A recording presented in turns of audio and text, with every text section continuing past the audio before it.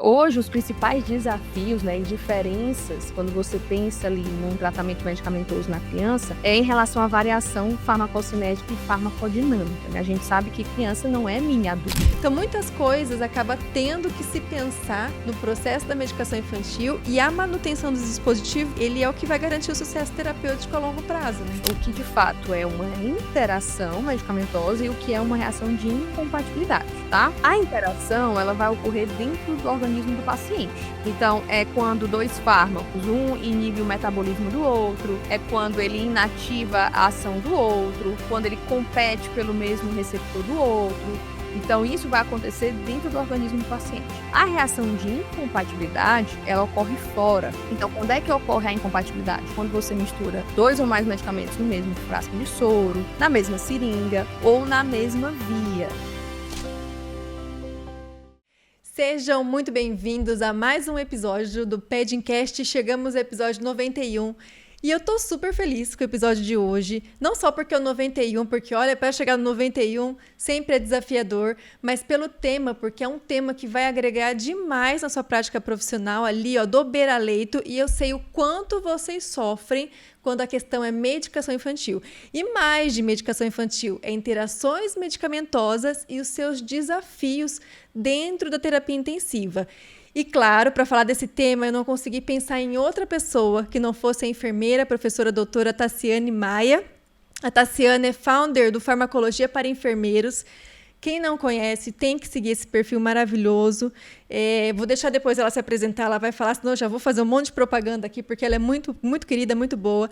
Ela é enfermeira intensivista do maior hospital de urgência e emergência do Ceará, mestre e doutora em farmacologia pela Universidade Federal do Ceará, professora de pós-graduação em farmacologia clínica e UTI, professora de graduação em enfermagem de farmacologia, pesquisadora, ou seja, além dela estar lá no beira-leito da aula na universidade, ela pesquisa também. Então, ela é responsável pelo grupo de pesquisa e ensino em fisiofarmacologia e metabolismo energético, FIFAMA.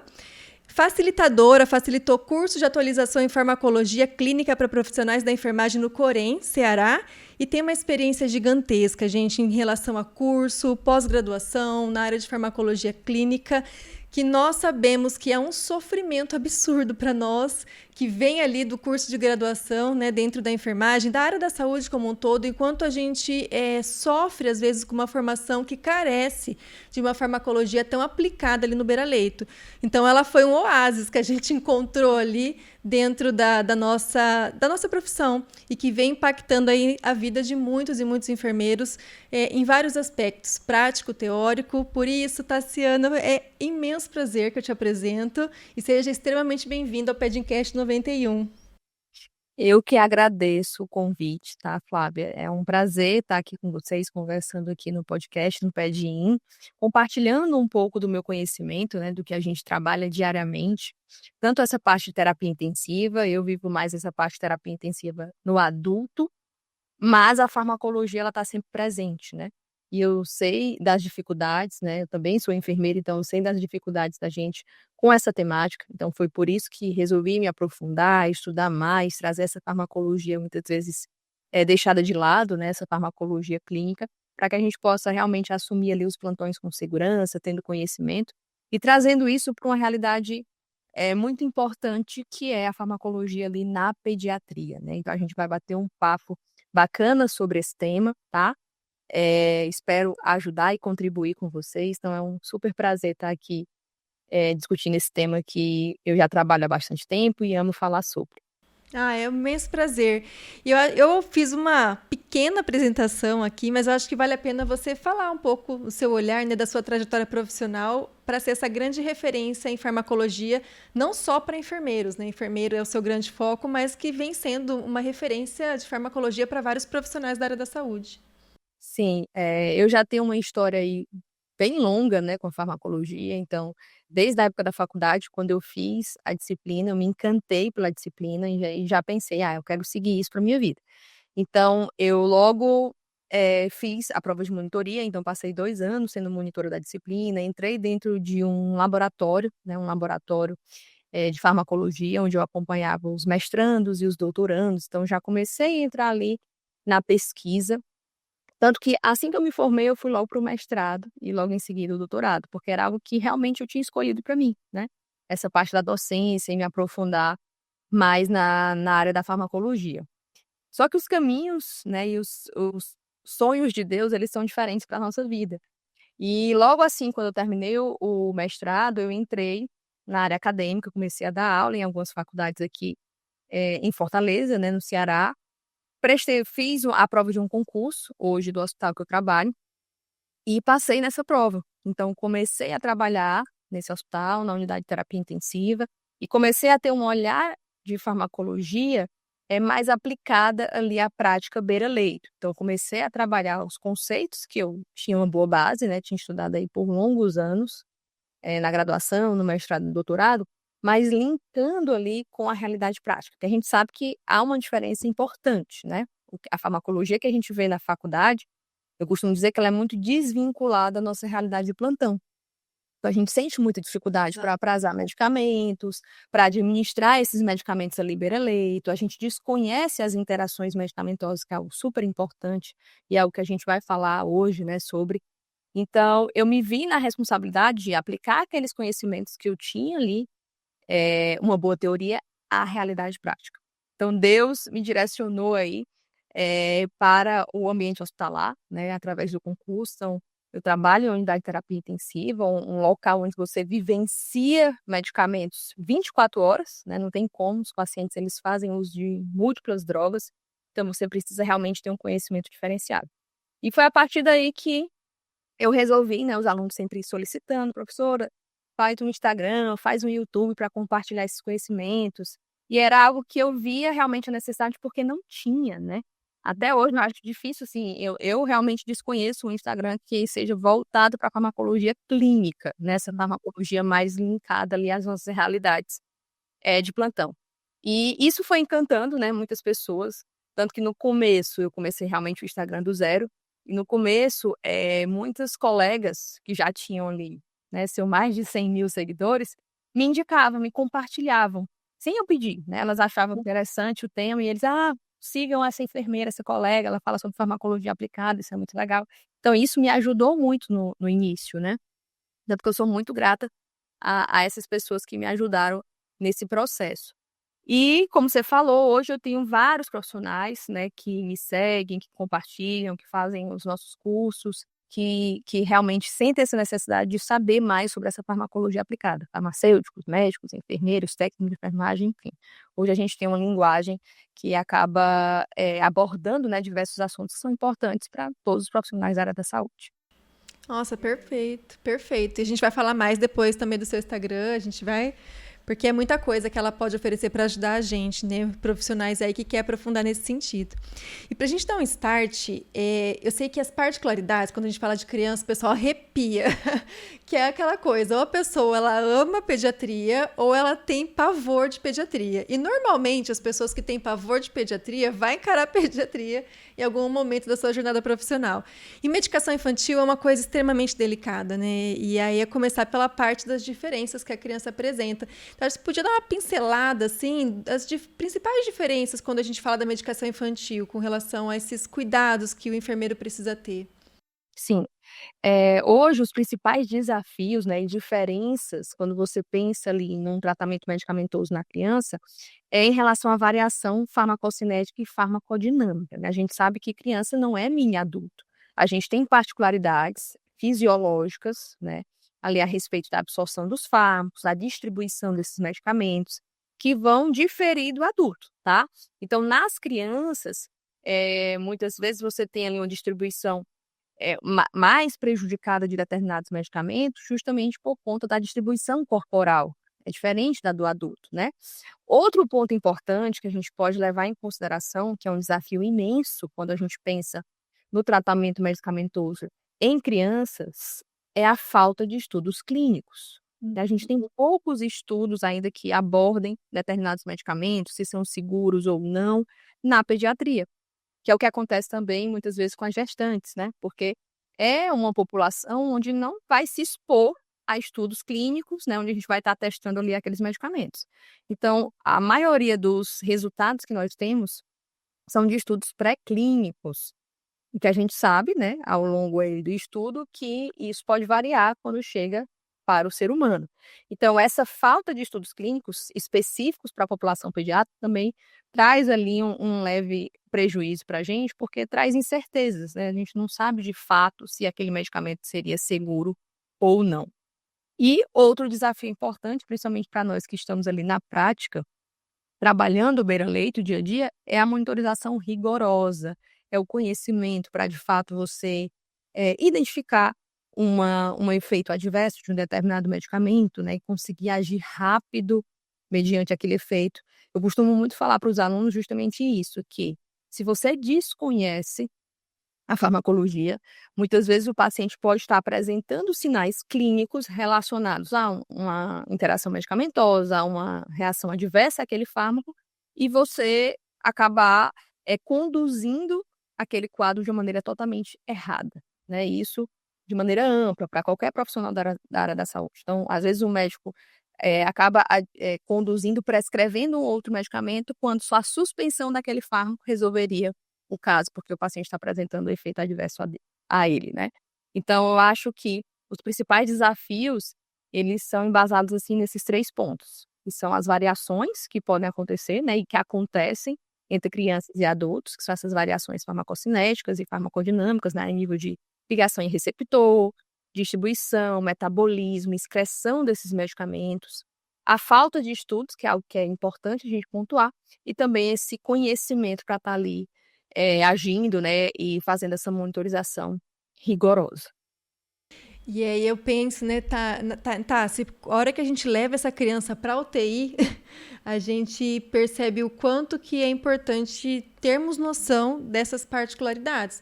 Porque chega na UTI, o nível de quantidade de fármacos que essa criança vai precisar utilizar é muita coisa. Dependendo da gravidade, a gente gerencia lá 10, 12 bombas de infusão. E uma coisa que eu vejo que nós somos, nem você trabalha com adulto, eu trabalho com criança, a UTI pediátrica cada vez mais ela se aproxima muito da terapia intensiva do adulto, em termos de complexidade, alguns manejos. Temos crianças de todos os tamanhos, então trabalho na UTI mista e tem essas particularidades de atender desde um prematuro pequenininho, com menos de 1 quilo, 500 gramas, até uma criança maior, e a gente sabe dos desafios. Mas uma coisa que é o foco principal é interação medicamentosa. Porque nessas situações, a gente vê que a criança ela tem uma limitação também de acessos vasculares, que é um outro ponto, né? A gente não tem tantas opções, não tem catéter triplo lumen, então muitas vezes a gente tem um pique, mas é um pique monolumen, então nem todo mundo tem à disposição um pique duplo lumen, então fica aquela coisa, né? O gerenciamento, qual que é a melhor proposta de gerenciamento, até porque vem o medo das interações. E as interações, elas são tão diversificadas e acontece muito mais do que a gente imagina, né? Que às vezes a falta do preparo, do conhecimento, leva às vezes a criança a algum risco que seria totalmente desnecessário. Então, se puder pontuar para nós essas principais interações que acontecem, a importância da gente conhecer elas dentro desse ambiente do intensivismo que é tão delicado, né? Isso. E aí você falou um ponto importantíssimo, que aí a gente traz outra diferença, né, que é esse acesso na pediatria e o acesso no adulto, né. O acesso na pediatria, ele é muito mais complexo. Primeiro que a dificuldade, né, desse acesso, nem sempre vai conseguir pegar um acesso ali de maneira rápida e fácil, né. O acesso central, ele é complexo, muitas vezes a criança, não, né, tá ali muito debilitada, então não se consegue ter esse acesso ali de prontidão. No adulto isso, né, na maioria das vezes é mais facilitado. E a quantidade de lumens que nós temos disponíveis, né. Por exemplo, lá onde eu trabalho, na terapia intensiva onde eu trabalho, eu tenho pacientes gravíssimos, né, eu trabalho em um hospital de urgência e emergência, que é referência em traumatologia, então a gente recebe muito paciente com trauma crânioencefálico, com múltiplas lesões, né, múltiplos traumas, enfim.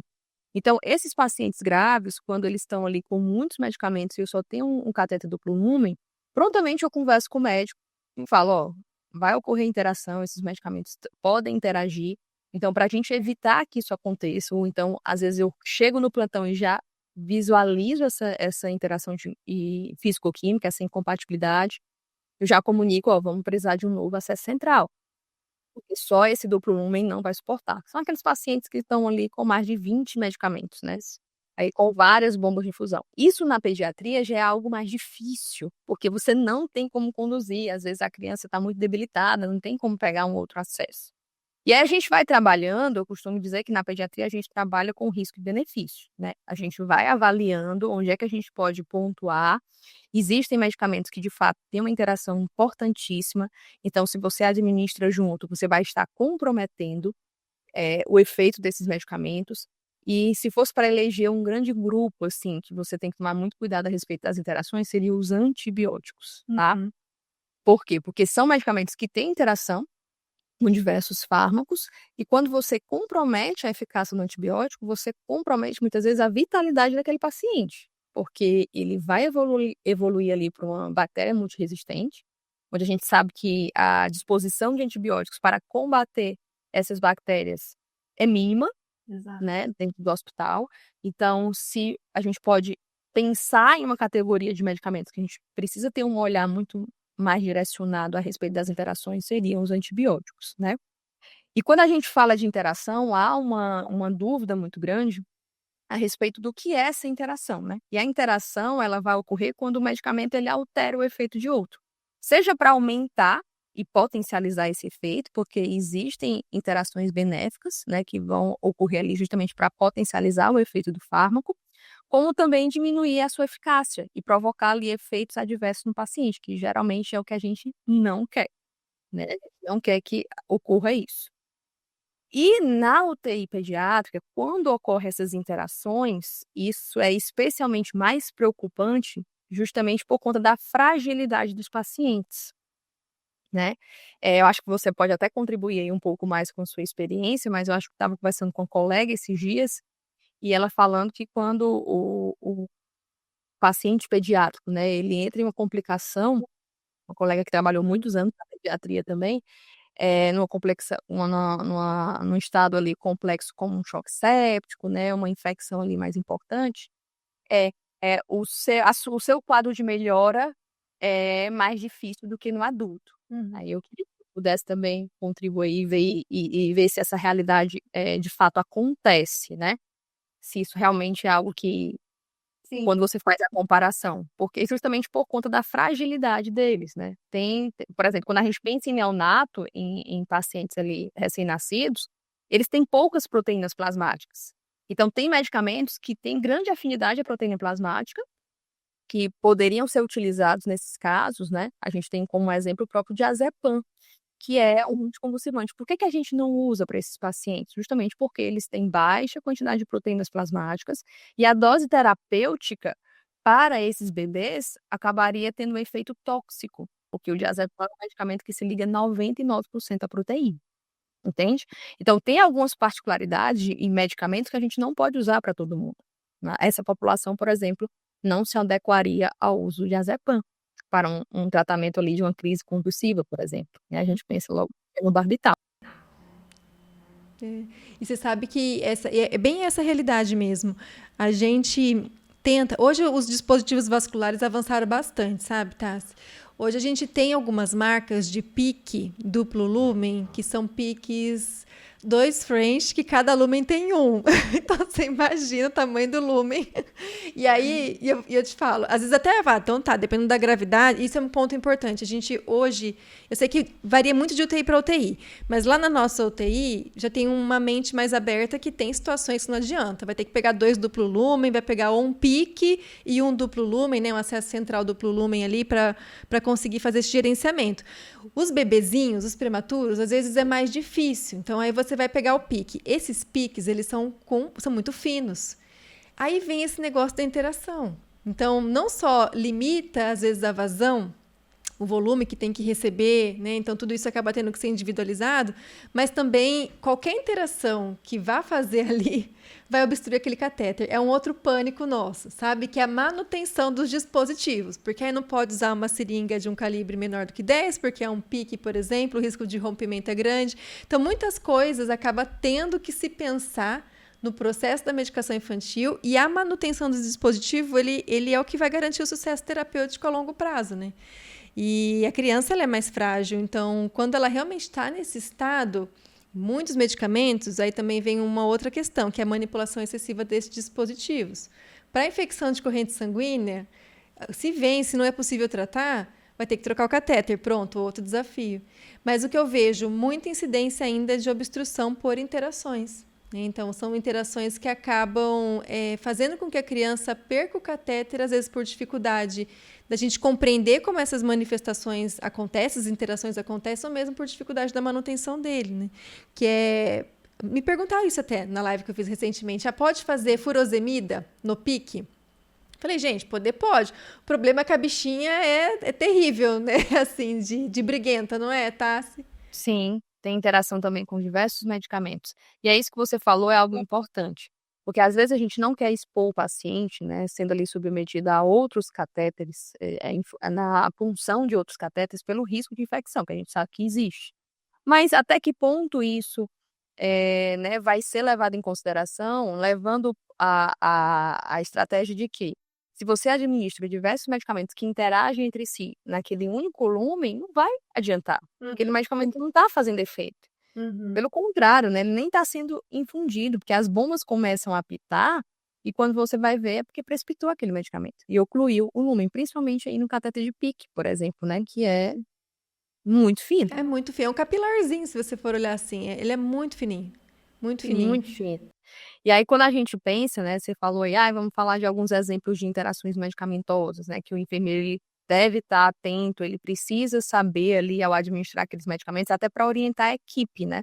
Porque muitos técnicos de enfermagem sentem essa dificuldade na hora de administrar ali aqueles medicamentos, né? Porque eles não têm essa noção. Nem nós que fizemos ali a disciplina de farmacologia temos, imagine eles que aprendem ali de uma forma bem mais reduzida. Então, por exemplo, antibióticos. Antibióticos têm, né, boa parte desses antibióticos, eles têm como a vancomicina, que é um medicamento extremamente utilizado no ambiente hospitalar, né, para infecções gram-positivas, infecções resistentes. Ela pode aumentar, por exemplo, o efeito de anticoagulantes. Então, o paciente desenvolver ali um sangramento devido à interação com a vancomicina, justamente porque aumentou, potencializou o efeito dos anticoagulantes que o paciente pode estar fazendo uso. Outro exemplo, os anticonvulsivantes, que a gente também usa, como, por exemplo, a própria fenitoína, né? Nossa, É um medicamento que tem que ligar alerta. Fenitoína tem que ligar alerta. Por que que tem que ligar alerta? Porque interagem com muitas drogas, porque é um indutor enzimático, então vai estimular as enzimas hepáticas a promover o processo de metabolização, né, de boa parte dos medicamentos que podem ser utilizados ali naquele paciente, além do risco de precipitação altíssimo. A fenitoína é um medicamento que é extremamente instável, mas ao mesmo tempo que ela é instável, né, principalmente quando diluída, ela é irritante. Então você fica ali naquela balança. O ideal era administrar a fenitoína pura, mas quando eu administro fenitoína pura, principalmente em um acesso periférico, o paciente vai ferir dor. Então a gente dilui, mas sabendo que o ideal é diluir ali no volume menor, porque, por exemplo, se você colocar a fenitoína diluída num volume de 100 ml, ela tem uma chance maior de precipitar, mesmo sendo em soro fisiológico, porque ela só pode ser diluída em soro fisiológico. Também já me perguntaram isso, posso diluir a fenitoína em água destilada? Não. O diluente ideal para ela é o soro fisiológico. Então, além dela ter, né, esse papel importante aí na interação com os medicamentos, ela também tem essas incompatibilidades com diluentes, né, com outros fármacos que podem correr ali, principalmente analgésicos, né, que podem ali ter o efeito alterado, os níveis plasmáticos alterados, justamente porque a fenitoína é um indutor enzimático. A partir do que ela induz, ela estimula o metabolismo, aquele fármaco ele passa a ter um tempo, né, um efeito reduzido no organismo, que agora ele passa a ser eliminado de uma forma muito mais rápida. Aí, fora outros medicamentos, né, os sedativos, com os opioides, que podem potencializar ali a depressão respiratória, né, a hipotensão, como a gente tem ali o midazolam junto com o fentanil, né?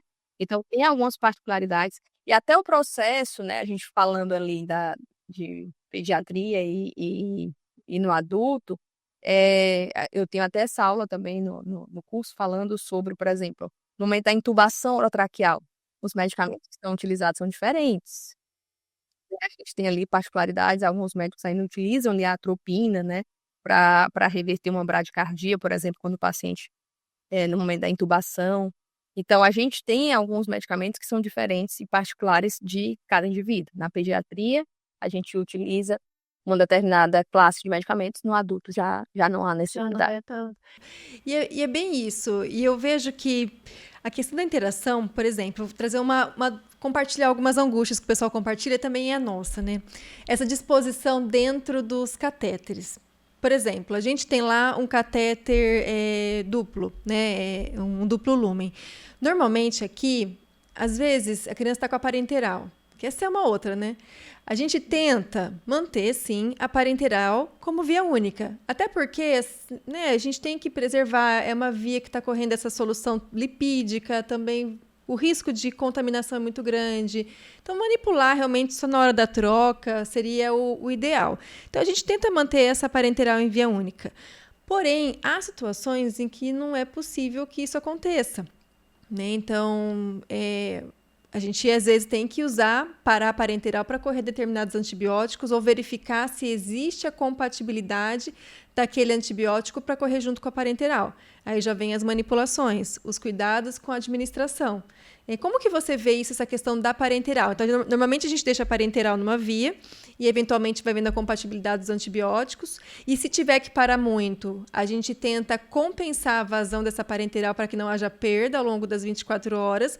E aí a gente entra num outro problema. Tem crianças que não toleram também parar a parenteral por muito tempo, que o risco de hipoglicemia é grande.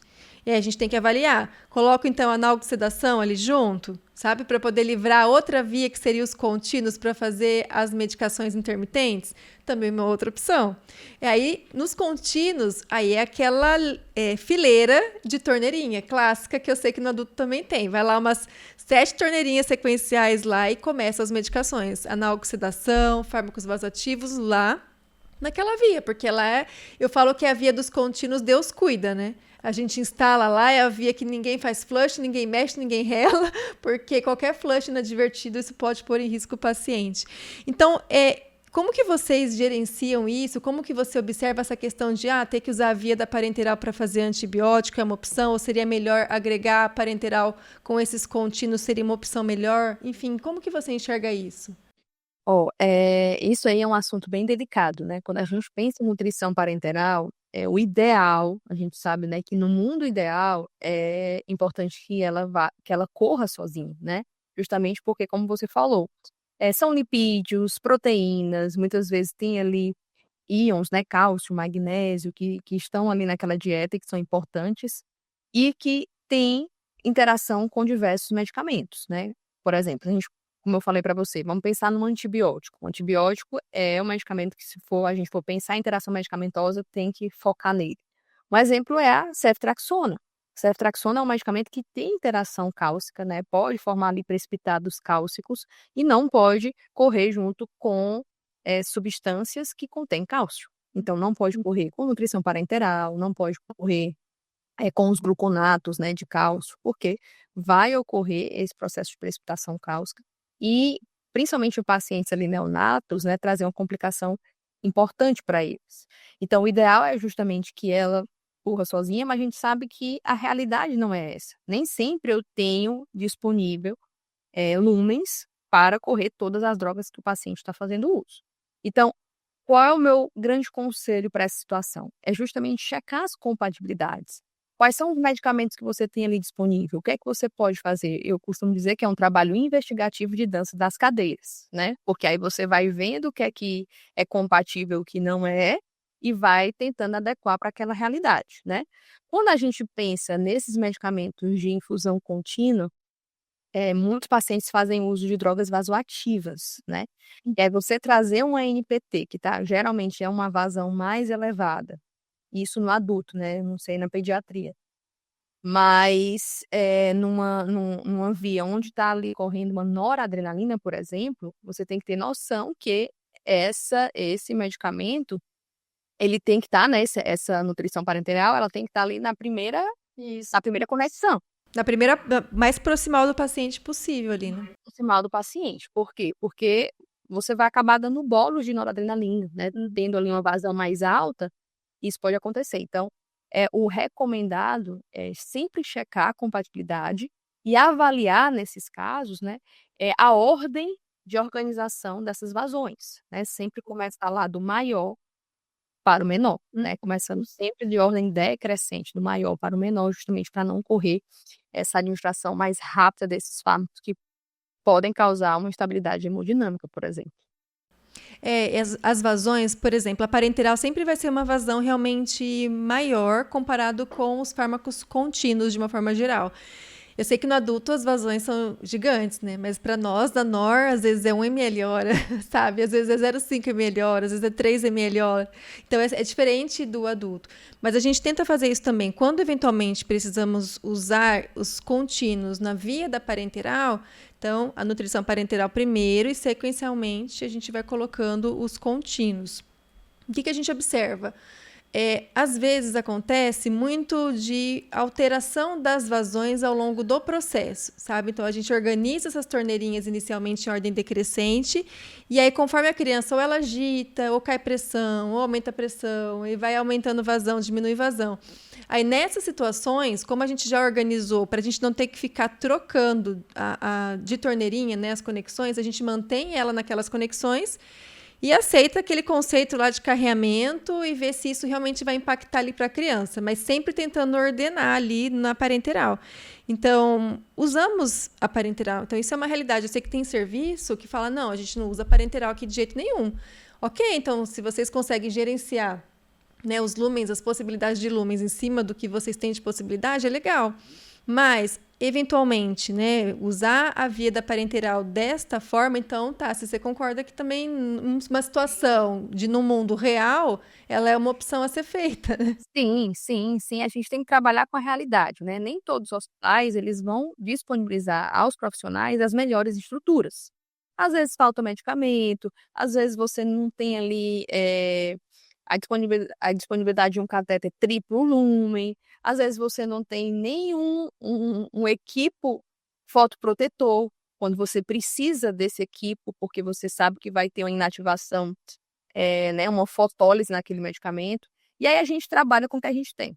Logicamente que eu costumo dizer que quem trabalha no SUS, né, acaba se adaptando às realidades e tentando ali da melhor forma, superá-las, né. Eu vivo isso diariamente nos meus plantões. E a gente sabe o que é determinado, né, o mundo ideal, o que é o ideal para a gente fazer, mas a gente vai se adaptando às nossas realidades, justamente entendendo esse processo. O principal de tudo é você entender, né, quais são as possíveis interações medicamentosas, entender de que forma, você consegue se adaptar melhor para ter uma resposta adequada ao tratamento daquele paciente. Hum. Quando não dá, não dá, infelizmente, porque é aquilo que a gente falou. Se está tendo incompatibilidade, se você não tá o medicamento precipitou, ocluiu a ponta do catéter, não tem como, né. Então nessas realidades você realmente vai precisar ali de um outro acesso, de um outro via, enfim. Agora, se a opção de vocês, por exemplo, que estão nos ouvindo, é usar a via da parenteral para correr os antibióticos, gente, aí tem que realmente consultar farmacologia clínica, né, a ajuda do farmacêutico, manuais. A Tassi, inclusive, tem um manual muito bom de interações medicamentosas, porque tem que saber se é compatível ou não para correr ali. E aí o cuidado, né, que a gente falou, vai manipular mais essa via da parenteral. E a lavagem, quando não é compatível, eu tenho que lavar essa via, parar a parenteral, lavar muito bem essa via, correr a medicação, depois lavar essa via de novo para voltar à parenteral. Tá? E ainda o risco da criança fazer uma hipoglicemia nesse meio tempo. Então, alguns antibióticos, ok, são compatíveis, a gente instala lá e vai ok. Mas os que não são, lembrar que essa parada da parenteral ela tem que ser contabilizada na vazão e a gente tem que interpretar o quanto que isso vai impactar na criança. E aqui está uma coisa que não dá para ter uma receita de bolo, né?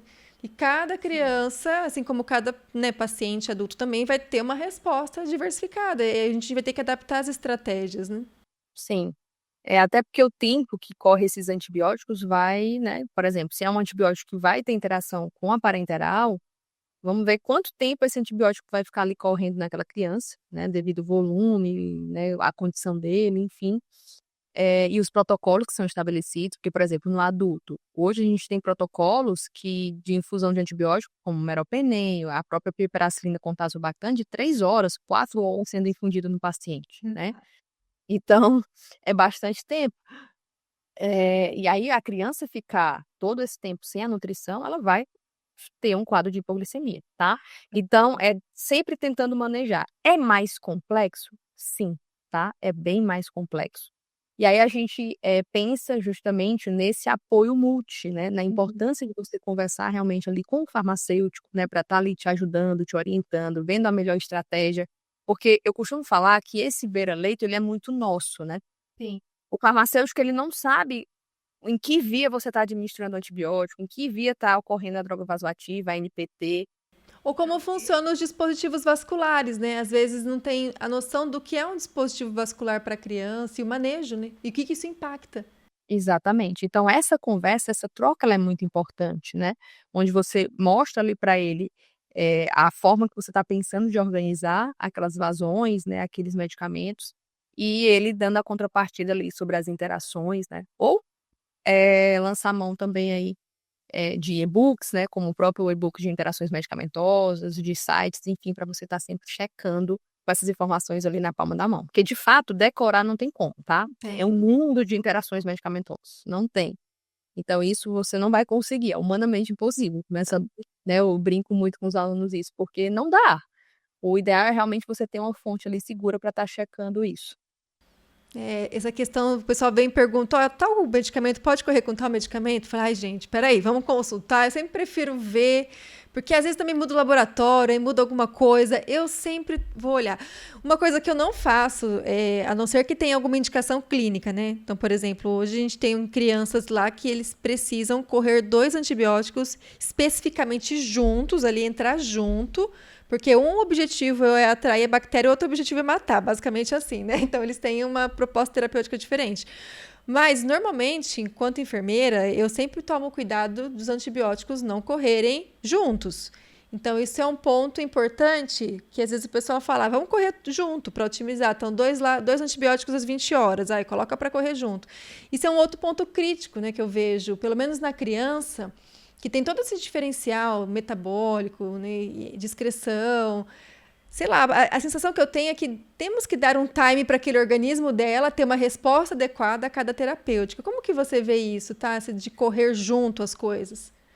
Quando a gente fala dos antimicrobianos, especificamente. Sim, isso é um ponto importantíssimo, né? Eu sempre costumo falar que há momento para tudo, né? Isso é bíblico, Eclesiastes 3. Há tempo para tudo. E há tempo também e o momento certo para correr determinados fármacos. Isso é tão importante a gente ter esse entendimento, porque nós comandamos os aprazamentos, né? Então, nós colocamos ali os horários que aqueles medicamentos devem ser infundidos nos pacientes. E para aprazar, não é só colocar um horário aleatório. Você precisa ter o conhecimento farmacológico adequado para facilitar, né? Facilitar ali a terapêutica daquele fármaco. Vamos lá trabalhar com os antibióticos. Vamos dizer que o paciente está fazendo uso de um aminoglicosídeo, uma gentamicina, e está fazendo uso de algum beta-lactam. Vamos pensar aqui um cefepime, tá? Esses grupos de fármacos, eles não podem correr no mesmo horário, porque os beta-lactâmicos, eles podem prejudicar a ação dos aminoglicosídeos, né? Eles atrapalham, eles têm uma interação medicamentosa importante e eles atrapalham os efeitos dos aminoglicosídeos. Mas são prescrições que vão aparecer muitas vezes, por quê? Porque ao mesmo tempo que quando você administra junto aqueles medicamentos, você vai ter um efeito prejudicado, né, de um antibiótico, que seria aqui os aminoglicosídeos, a gentamicina, por exemplo, é importante que eles estejam ali sendo administrados no paciente, porque um ajuda o outro. Vamos entender a parte do mecanismo de ação. Quando a gente pensa em uma cefalosporina, um cefepime, o mecanismo de ação dele é inibir a síntese da parede da bactéria, tá? Então, a bactéria não vai ter mais uma parede ali que vai, né, ocorrer o extravasamento de tudo que está dentro dela e vai facilitar a entrada de antibióticos que agem dentro dessa bactéria.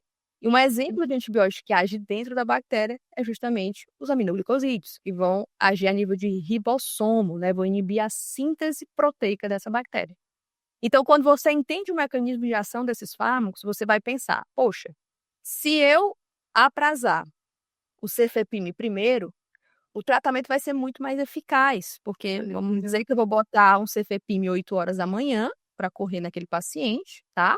Eu inibo a síntese da parede daquela bactéria, ou seja, eu deixo aquela bactéria desprotegida, e quando eu colocar a gentamicina para o paciente às 10 horas da manhã ou às 11 horas da manhã, a penetração dela vai ser muito maior, porque ela não tem que mais atravessar a parede da bactéria. Ela não vai ter mais parede. Entende? Então, olha como é importante você ter esse conhecimento. Porque agora você apraza da maneira correta. Você começa ali com um antibiótico que inibe a síntese da parede para depois administrar um antibiótico que vai agir dentro da bactéria. Então, o efeito ele é muito mais potencializado, né? Isso já é descrito em vários artigos, a gente vê realmente isso na prática. Mas o que falta, de maneira geral, é esse conhecimento, porque o que a gente tem, né, de forma mais geral, é justamente colocar o horário sem conhecimento, ou então copia e cola, sem saber por que vai ser administrado naquele horário, ou então coloca tudo no mesmo horário para, né, já vamos administra, facilitar, né, facilitar o trabalho, mas sem muito entendimento a respeito disso. Isso é E o time entre um antibiótico e outro, assim, ideal seria a diferença de 1 hora? mais ou menos 1 hora. 1 hora, tá? É o que é recomendado, é o que é o ideal, né? Que a gente tenha pelo menos 1 hora aí de intervalo entre eles. Salve, né, as situações onde há um protocolo estabelecido no próprio hospital, onde determinados antibióticos têm que correr junto, né, para potencializar o efeito, enfim. Tem alguns protocolos que usam muito a utilização de 2 carbapenêmicos, por exemplo, ertapenem com meropenem, né, justamente ali tentando potencializar o efeito daqueles medicamentos, enfim. Mas isso são protocolos estabelecidos, né, protocolos que já estão associados ali a estudos que mostram resultados importantes. De modo geral, é importante que a gente estabeleça aí esse tempo de pelo menos 1 hora entre esses antibióticos. E um ponto também, a interação, ela acontece, que às vezes é uma dúvida do pessoal. Vou correr um antibiótico no braço direito e outro no braço esquerdo, mas tá junto. Né? Isso é o junto também, porque às vezes o pessoal acha que o junto é só na via Y ali, junto, um do ladinho do outro, entrando na mesma via. Mas a gente está entendendo que a questão do junto é o mesmo horário, porque vai entrar naquele paciente e vai circular junto. Isso, é porque assim, há muita confusão a respeito disso, né? O que de fato é uma interação medicamentosa e o que é uma reação de incompatibilidade, tá? Legal. A interação, ela vai ocorrer dentro do organismo do paciente. Então, é quando 2 fármacos, um inibe o metabolismo do outro, é quando ele inativa a ação do outro, é quando ele compete pelo mesmo receptor do outro. Então, isso vai acontecer dentro do organismo do paciente. A reação de incompatibilidade, ela ocorre fora. Então, quando é que ocorre a incompatibilidade? Quando você mistura 2 ou mais medicamentos no mesmo frasco de soro, na mesma seringa ou na mesma via, tá? Então, são coisas diferentes. A incompatibilidade ou interação físico-química é entre os fármacos ali no momento que você vai administrar no paciente. E a interação medicamentosa, que aí pode ser farmacocinética, farmacodinâmica, né? Tem várias aí variações, elas ocorrem dentro do organismo, tá? Então é importante a gente falar sobre isso. Tanto que lá no próprio e-book eu trago essa diferença, né? O que é de fato interação e o que é incompatibilidade. Quando você vê que as drogas são incompatíveis, você sabe que ali vai ocorrer precipitação, vai ocorrer mudança na coloração do fármaco, né? E pode ocorrer uma inativação dele. Já as reações de interação medicamentosa, né, pode também ter redução ou potencialização do efeito. Isso vai depender da ação dos fármacos quando dentro do organismo do paciente, tá? Então, acho que é interessante a gente falar sobre isso. Perfeito. E a importância da gente, realmente, o que você falou também, acabou de reconstituir, dá uma olhada no aspecto, né? Às vezes o problema já começa ali na reconstituição. Esses dias teve uma criança que perdeu acesso venoso, e aí fez um extravasamento importante no membro. E aí a gente foi fazer uma hialuronidase subcutânea, né, para tentar dar uma melhorada ali no processo inflamatório. Na hora que a gente reconstituiu, sabe aquela coisa turva? E assim, normalmente ela é bem límpida, sabe? E um aspecto esquisito, assim. Então, a importância também da gente fazer essa reconstituição, enfim, manipular esse medicamento antes de entrar no paciente, já olhar ali como que tá o negócio, né? Antes de já infundir nele, já é um ponto de segurança ali, ou alguma coisa pode estar errado aqui. Às vezes usou um diluente que não é adequado para aquela medicação. Não, é importantíssimo isso daí, né? Isso aí também é segurança do paciente, né? Você olhar ali validade de ampola, que às vezes, né, por descuido, chega ali um medicamento já vencido. Então, até o fato desse medicamento estar vencido vai mudar o aspecto dele. Eu já peguei, por exemplo, nitroprusiato de sódio totalmente esverdeado, né? Então, eu voltei para a farmácia, comuniquei ao farmacêutico: "Ó, esse medicamento não dá para a gente utilizar, porque é um medicamento que sofre uma fotólise imensa.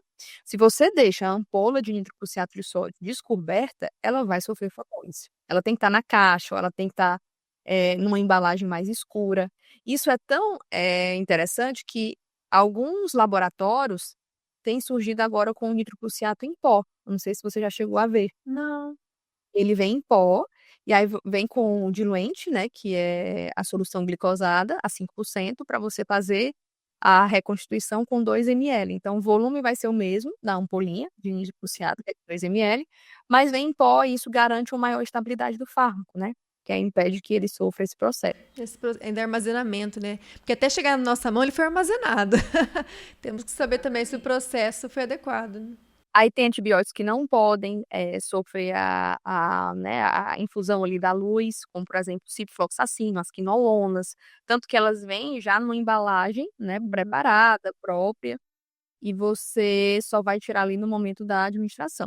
Aí, eu vou administrar, preciso utilizar a equipe fotoprotetor? Não precisa, porque você tem ali uma estabilidade de até 4 dias exposta à luz. Mas, como esses medicamentos ficam né, guardados ali na farmácia, para depois serem distribuídos, elas precisam ser mantidos na embalagem original, tá? O metronidazol também, né? Perguntaram para mim recentemente do metronidazol, porque ele vem na embalagem escurinha lá e perguntaram: "Ah, mas para infundir precisa de fotoproteção?" Eu falei assim: "Gente, eu nunca usei, mas acho que não precisa." Não precisa. Não precisa. Isso aí é um erro bem comum, tá? Eu já vi várias pessoas: onde eu trabalho a gente usa equipe fotoprotetor. Não precisa, tá? Não precisa porque ele tem essa estabilidade aí de dias, né? É mais para armazenamento. Isso tem descrito até na própria embalagem, porque o povo não lê, né? Mas na própria embalagem fala, ó, retirar ao momento do uso, né? Ao momento de administrar no paciente, tá? Então não vai precisar não. Eu vou aproveitar porque eu sei que tá coçando, muita gente tá ouvindo e tá pensando nisso. A NOR. A NOR, se é fotossensível, se não é, né? Se posso eventualmente usar com soro fisiológico ou não. A noradrenalina sempre é aquela dúvida, né? Aquela pergunta campeã. Hoje a gente tem vários estudos que falam que ela pode sim ser diluída em soro fisiológico, né? A gente tem uma boa estabilidade dela diluída, mas particularmente eu ainda prefiro diluir ela em soro glicosado, porque isso me garante realmente uma maior estabilidade. Se eu tenho lá, né, na minha unidade, o soro glicosado disponível, vou utilizar. Mas se o paciente for diabético, tem algum problema usar o soro glicosado? Não tem nenhum problema, tá? Por quê? Porque o paciente diabético, ele tá fazendo uso de insulina. Ele não tá ali sem tratamento. E a quantidade de glicose dentro de um soro glicosado é muito baixa, né? Num soro glicosado a 5%. Esse paciente, ele tá se alimentando, então ele tá recebendo ali uma quantidade de glicose muito maior do que está sendo difundido ali nele. Tem muita gente que tem essa dúvida. O paciente é diabético, eu tenho que utilizar outro soro? Não, você pode utilizar o soro glicosado, porque esse aumento glicêmico, que é mínimo, vai ser corrigido com a insulina, tá? E a respeito da fotossensibilidade, né? É uma amina, né? Uma amina que tem ali, com certeza, a sua redução no efeito quando exposta à luz, mas durante o tempo de infusão recomendado, né, que é 24 horas, essa perda, segundo ali os estudos, né, que a gente tem, é muito baixa no efeito realmente que ela está se propondo ali a fazer, tá? Então, quando é que alguns hospitais têm um protocolo estabelecido de quando essa norepinefrina for concentrada, uma concentração maior, uma concentração ali mais elevada, a gente faz a fotoproteção, tá? A gente utiliza ali o equipo fotoprotetor. Quando não, vamos manter no equipo simples mesmo, tá? Mas os estudos mostram que na solução padrão a gente tem não tem redução do efeito quando utilizado o equipo simples, né? O equipo normal. Isso é uma dúvida de muita gente. Sempre aparece, viu? Toda vez que a gente abre caixinha ou fala de alguma coisa, o pessoal pergunta. Muito legal. Tassi, se você fosse pontuar os top 5 dos medicamentos mais encardidos, assim, de briguentos, qual que seria o seu topo da lista ali, dos 5?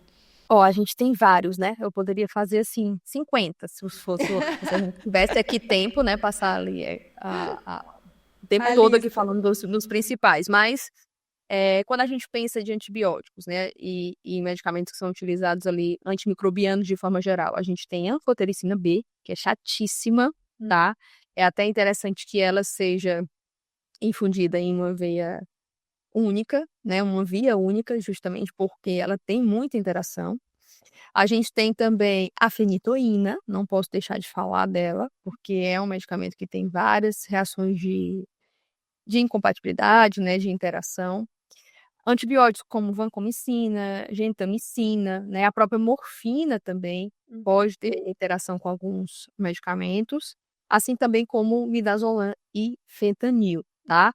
São medicamentos que podem ser levados em consideração como medicamentos que, né, são bem chatinhos, são briguentos, são medicamentos que podem ter interações importantes. Mas existem vários, né? Por isso que, como você falou, é sempre importante checar essas compatibilidades, né? Para você fazer lá as coisas direitinho e com segurança. Perfeito. Isso, gente, ela tá dando vários exemplos, mas uma coisa que ela fala e a gente enfatiza também é a questão da individualização. Não adianta. Se alguém procura a regra de bolo, acho que isso muitos profissionais querem macetes, né? Aquelas fórmulas mágicas de decorar. Não dá, não dá. Tem que individualizar, tem que ver o que a criança está usando, tem que perguntar, associar a farmacologia junto, né? Os farmacêuticos ali próximo de nós, enquanto equipe, a questão do aprazamento. Então, é uma coisa que não tem como, a gente precisa individualizar. Tem crianças que a gente consegue perfeitamente fazer o gerenciamento dos fármacos. Por quê? Porque não está usando tanta coisa. Mas quanto mais grave a criança está, mais difícil é esse raciocínio. Teve um dia que o Arnildo chegou para mim, tá? Assim, que ele me entregou uma prescrição.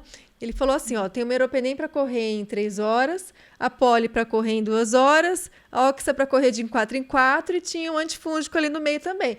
Gente, quase que falei assim, peraí, o que eu vou fazer? Você vai sentar aqui, falei para ele, você vai sentar aqui do meu lado, a gente vai chegar num acordo nesses aprazamentos.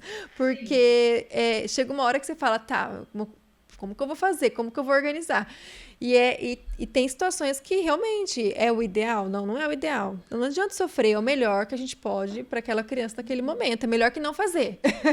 Então, a gente vai tentando gerenciar. Como que você se organiza? Vou perguntar uma coisa bem que eu sofro, talvez, seja uma angústia minha. Lá na nossa UTI, é uma enfermeira para 10 crianças, tá? Então, eu fico responsável por 10 crianças quando eu faço plantão. E aí, quando vem as prescrições, é caderno, tá?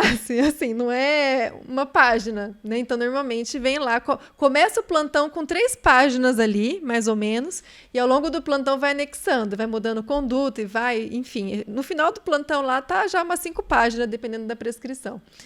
E aí, a hora que eu vou sentar para fazer os aprazamentos, que aí eu sei que o enfermeiro tem que ter uma atenção máxima, né? É aquele momento que a gente tem que, às vezes, sair de cena mesmo, pegar as prescrições antigas, a gente pega as novas impressas, eu vou para um canto lá e eu tento me isolar um pouco da procura, porque eles procuram, é normal, no plantão a gente é chamado muitas vezes. E aí ele começa o quebra-cabeça, né? Para ver como que você se organiza, porque tem hora que eu fico, meu Deus, 10 crianças e vem com aquele calhamaço de páginas e você vai olhando um e vai olhando o outro, e às vezes uma dose de um medicamento sobressai e você fala, nossa, mas parece que tem bastante coisa, ou parece que está pouco diluído, então a gente tem que olhar não só os horários, mas acaba tendo que reparar também na diluição daquele antibiótico. E ainda aqui a gente tem como padrão os médicos, eles prescrevem as diluições. Tem locais que eles não prescrevem a diluição e a equipe de enfermagem sofre um pouco em delimitar essas diluições. Então, para mim é uma angústia, porque eu vejo que é um momento de grande responsabilidade, que é o aprazamento. E ainda assim, a gente tem o hábito deles passarem, senta, olha, vamos passar as prescrições. Foi suspenso isso, suspenso aquilo. Ainda assim, eventualmente, você olha e fala assim, bom, na prescrição anterior tinha tal medicamento, hoje não tem. Será que foi suspenso mesmo ou foi uma falha na hora de imprimir e acabou não imprimindo? Como que a sua cabeça funciona neste momento? Se você compartilha um pouco dessas angústias, desses receios, né? Porque eu vejo ali, são várias barreiras. Eu entrego a prescrição, o que eu faço? Fiz tudo isso. Vi o que foi modificado, reaprazo os que forem necessários. O que no sistema lá, né, depois volta para modificar no sistema, porque a gente aprazou a mão, enfim, isso interfere na entrega dos medicamentos das doses unitárias, quando acontece. Aí terminou, eu pego as prescrições, aí eu vou de funcionário por funcionário. Aí eu vou, ó, quem são suas crianças? São essas? Então aqui mudou isso, mudou aquilo, mudou aquilo. Ok, vai ter que trocar a concentração da analgosedação, hoje é dia de rodízio, tá. E eu sempre falo assim, mas confere também, por favor, para ver se não passou nada. Porque me dá, uma angústia real minha, né? De como é uma grande responsabilidade, um medo também de passar alguma coisa de tanto número, tanto medicamento que tem ali, o olho enganar a gente, né? Como que você se organiza, Tassi? Não, e isso é importantíssimo, né? Isso que você falou da questão, ó, olha também, porque isso daqui é dupla checagem. É algo que é recomendado, né, pelas metas ali da segurança do paciente. Porque o ser humano é falho, ele pode errar, né? Então a gente está ali no momento do aprazamento, e o aprazamento, como você falou, não é só colocar horário, né? Você tem que ver, qual é o diluente que está sendo utilizado? Será que esse volume está adequado? Essa dose aqui está adequada, né? Será que não seria demais? Porque aí você também entra em contato com o médico, né? Levanta esses questionamentos. E eu vou te dizer que não é uma tarefa fácil. Realmente você precisa ali estar focada naquele momento, né, do aprazamento, e a gente sabe que as demandas durante o plantão são inúmeras, então todo mundo vai estar te chamando. Acho bem desafiador, eu não fico com 10 pacientes, eu fico com 5. A gente divide ali a UTI para 2 enfermeiros, porque são pacientes graves, né, são pacientes que demandam muita atenção. Então eu, assim, acho bem desafiador ficar com 10 pacientes. Nossa, é o nosso choro ali diário. Meu Deus, e crianças, né, enfim, mas, o que é que você precisa pensar, priorizar, né? Justamente ver ali aqueles medicamentos que o paciente está fazendo uso, geralmente, né, são medicamentos que se repetem. Outra coisa que é super importante é ver a condição do teu paciente. A gente sabe que existem variabilidades, né? Por exemplo, tem pacientes que têm comprometimento renal que não toleram grandes volumes. Então, aquele medicamento ele vai ser diluído em um volume menor, justamente por conta disso, né? Ele não vai tolerar se for infundido em um soro de 100 ml, por exemplo. Então, adequar essas realidades, entender quem é esse paciente, né? Pensar além do medicamento é algo importante, porque isso vai facilitar ali no momento do seu aprazamento. E geralmente, o que é que eu faço, né? Eu vejo quais são aqueles medicamentos que são ali mais prescritos, que mais acontecem ali durante né, durante o plantão, e vou entendendo mais sobre eles, né? Vou estudando mais sobre eles, sobre aqueles medicamentos. Faço listinhas, né? Vou estudando, vou anotando ali para facilitar no momento do aprazamento, que a gente sabe que é sempre um grande desafio, tá? A gente entender de fato qual é o melhor horário. Mas a gente já deu aqui algumas dicas de forma geral, que é dar mais atenção aos antibióticos, né? Entender que os antibióticos precisam ter um tempo ali para infusão mínimo, que seria ali de 1 hora entre eles, né? Então esses manejos que a gente vai tendo durante o plantão e ali estudando, né, se dedicando mais àquilo ali, vai facilitando esse processo. Mas, de fato, não é uma tarefa fácil, tá? Não é fácil mesmo. A gente quebra a nossa cabeça. Eu acho que chega a ser um dos momentos mais desafiadores do plantão, o momento do aprazamento. Se você quer fazer a coisa certinha mesmo, né, levando em consideração esses pontos, é um dos momentos mais desafiadores do plantão. E às vezes a prescrição fica pronta assim, num plantão, né? 12 horas. Elas ficam prontas próximo do meio-dia. E aí, o pessoal já, né, 2 horas já normalmente já começa a soltar a medicação. Então você tem ali, meu Deus do céu, eu fico 10 crianças, tá? Vamos começar pela mais grave, que minha cabeça está mais fresca, aquela que tem várias páginas.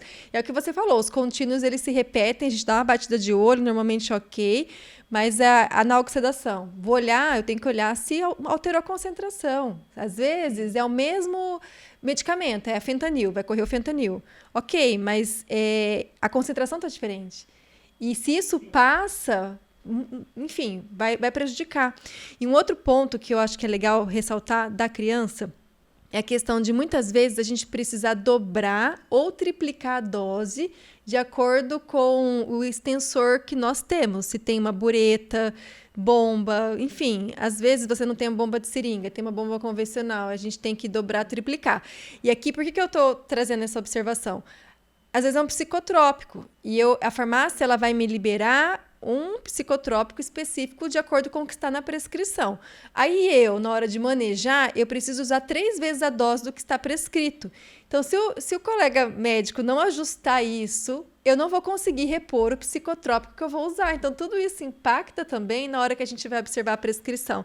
Porque a prescrição, ele vai ter que dar a medicação ali para comportar as 24 horas com DEOs contínuos. Se acaba antes, a farmácia ela vai precisar de uma burocracia para me liberar um novo. Ou então eu vou pegar do meu estoque e eu não vou conseguir a reposição. Então, isso também é uma coisa que eu fico pensando, tá, né? Tem os psicotrópicos, mas vai ter que dobrar, triplicar, vai dar nas 24, então tem que ajustar. Propofol, a gente usa, tá, mas vai ter que trocar de 12 em 12 horas, então tem que estar ajustado isso também. Então, tudo isso a gente vai raciocinando, né, Tassi? E não é um processo de grande responsabilidade, é o que você falou. E, assim, as barreiras, elas têm que acontecer por todo mundo, quando a gente fala de segurança do paciente, desde a prescrição, dispensação, hora que chega para a gente, hora que tudo, e na hora de chegar no paciente, então, é o último momento ali, né?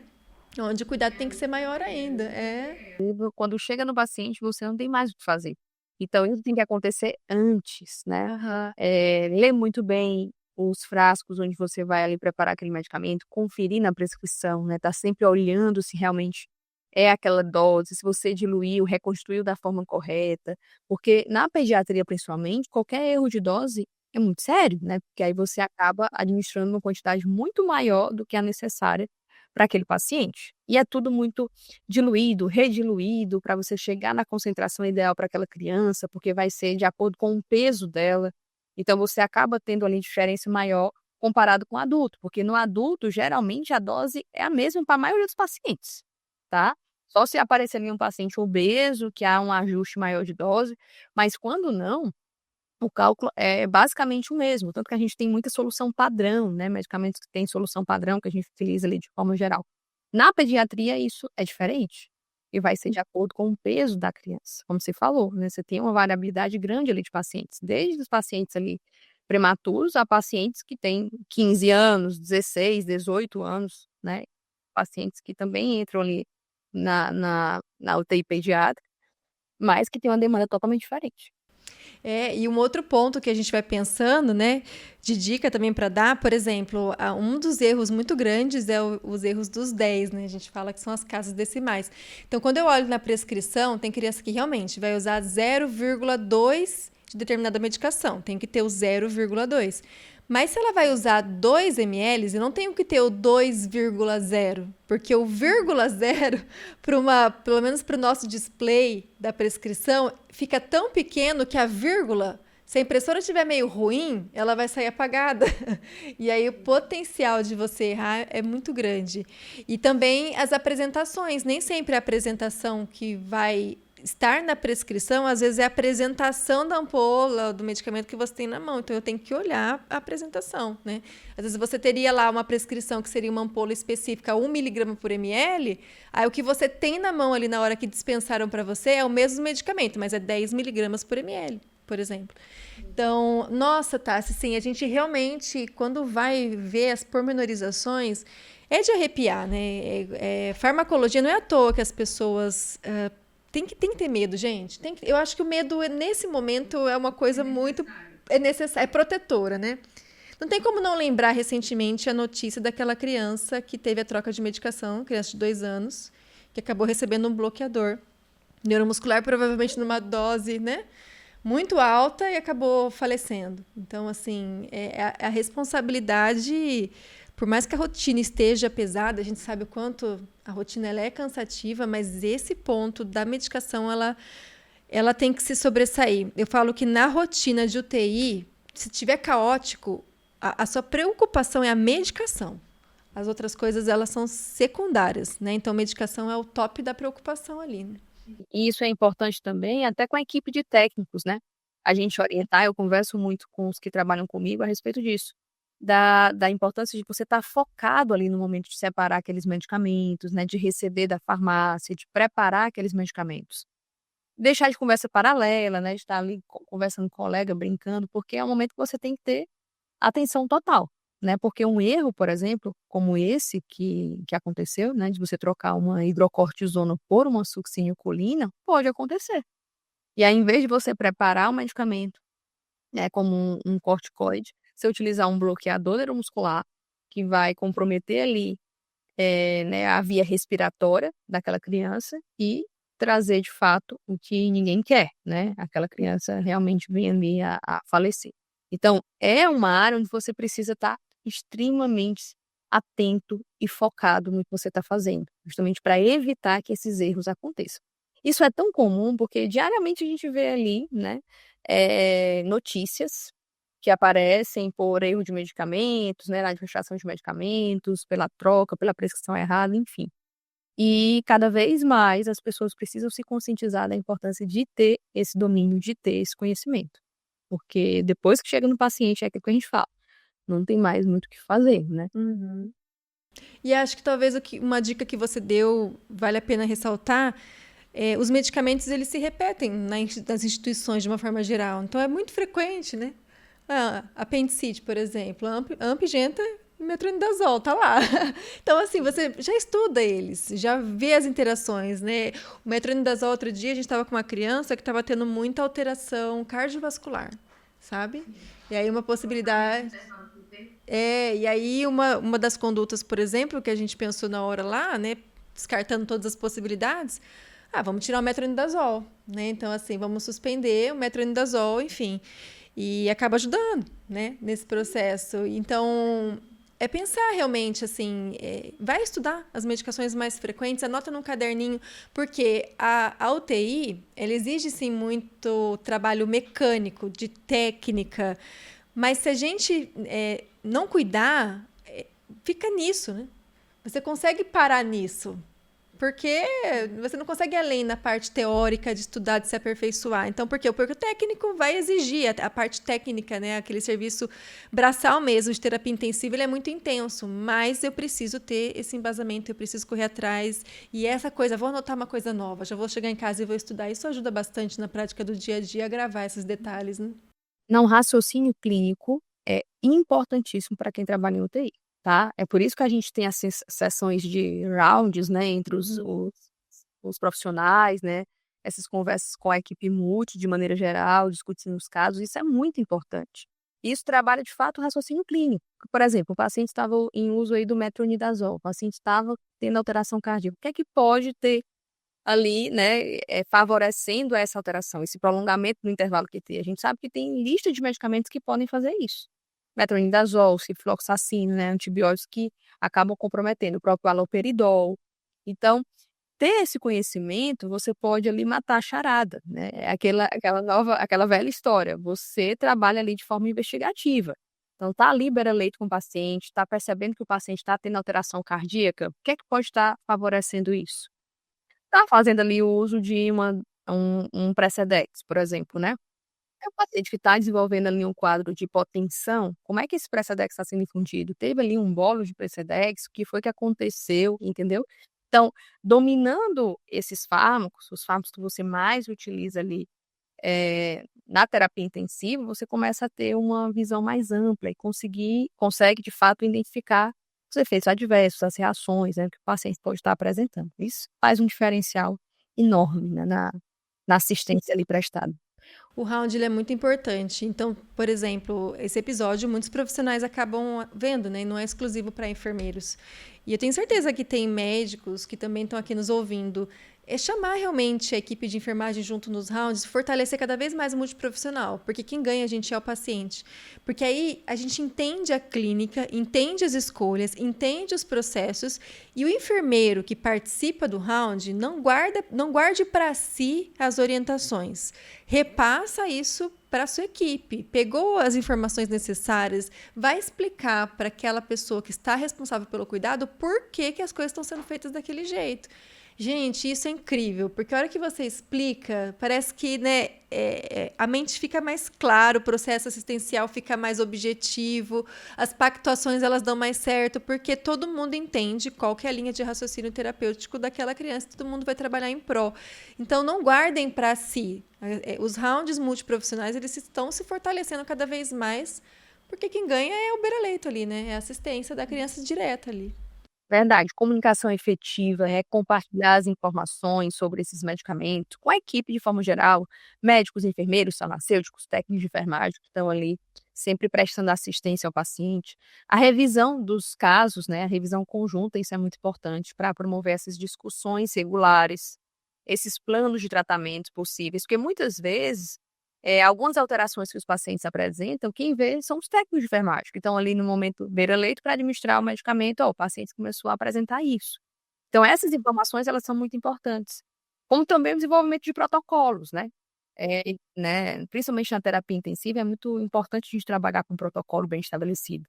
Diretrizes que são baseadas em evidências, né? Para, de fato, você saber como conduzir isso baseado ali em estudo científico, né? Não é achismo, não é o que é que você acha. É o que realmente a literatura traz como o protocolo seguro, né, na administração desses medicamentos. Então, eu acho que a equipe multi, ela tem um papel muito importante nesse sentido, né? Trazendo ali aquela assistência de qualidade para o paciente, onde todo mundo tem conhecimento sobre farmacologia, onde todo mundo entende muito bem o que está fazendo. Isso é importantíssimo. Perfeito.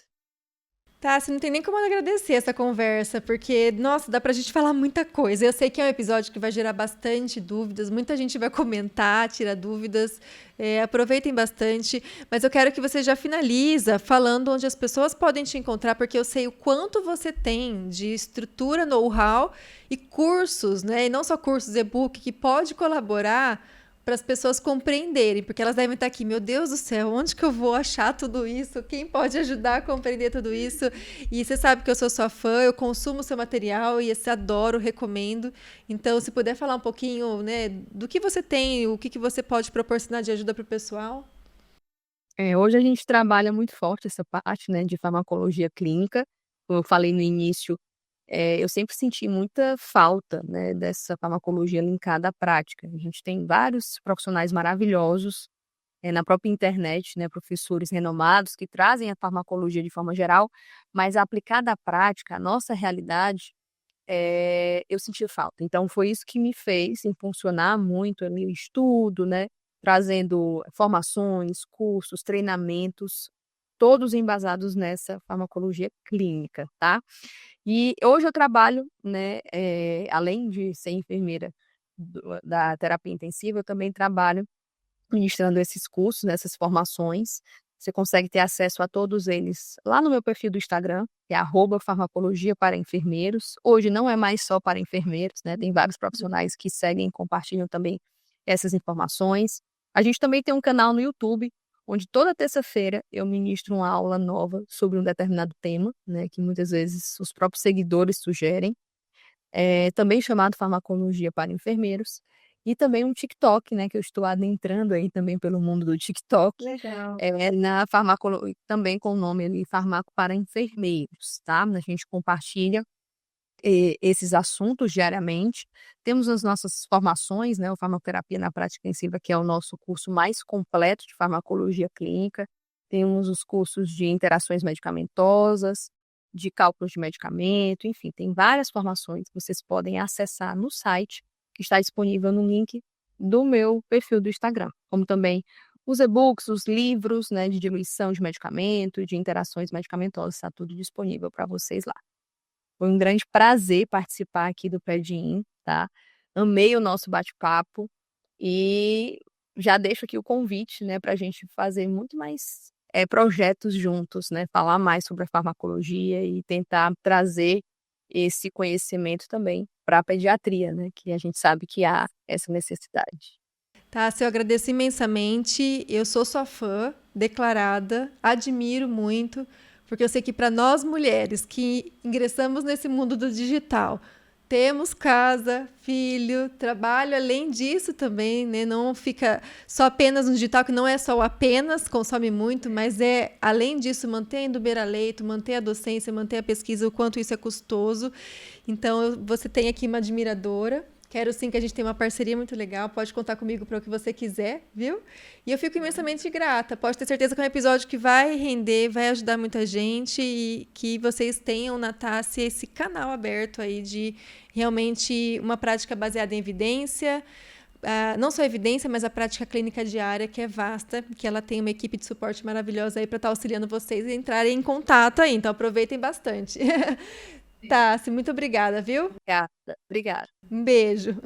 Beijo.